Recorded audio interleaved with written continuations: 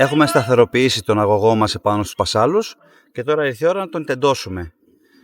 Ο τεντωτήρας βαρελάκι έχει τετράγωνη θέση για να μπει σε μανέλα.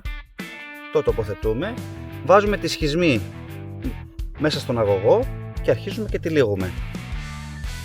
Τυλίγουμε μέχρι να αισθανθούμε ότι έχει τεντωθεί σωστά.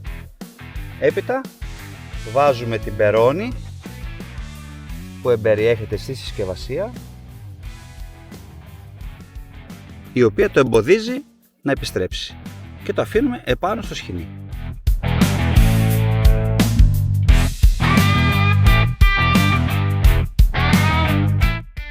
Και ήρθε η στιγμή να δώσουμε ρεύμα στην περίφραξή μας.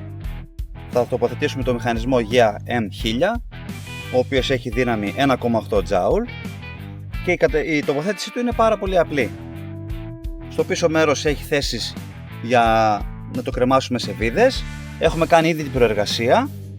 Θα το κρεμάσουμε εδώ. Και θα προχωρήσουμε με τη συνδεσμολογία με το φράκτη. Στην κόκκινη έξοδο θα συνδέσουμε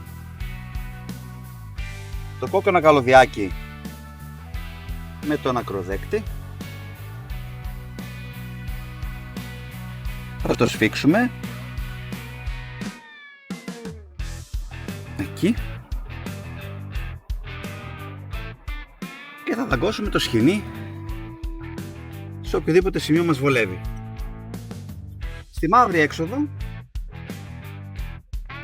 θα συνδέσουμε με το πράσινο καλωδιάκι τη γείωση, το καλώδιο της γείωσης, και στη συνέχεια θα δαγκώσουμε τη γείωση την οποία έχουμε φυτέψει από πριν.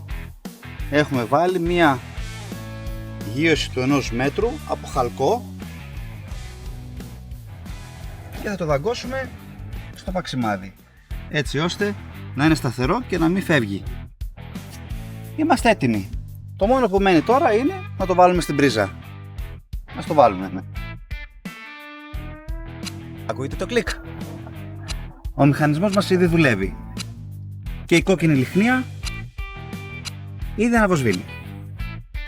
Έχουμε τελειώσει με την εγκατάσταση, έχουμε τοποθετήσει την περίφραξή μας, της έχουμε δώσει και ρεύμα και τώρα ήρθε η ώρα να τη μετρήσουμε για να δούμε αν έχουμε κάνει καλή δουλειά. Έχουμε βάλει το βολτόμετρο στη γη και τώρα θα το κρεμάσουμε επάνω στο σχοινί και βλέπουμε τα λαμπάκια μας να ανάβουν όλα. Παίρνουμε σίγουρα 7.000 βολτ, μπορεί και επιπλέον.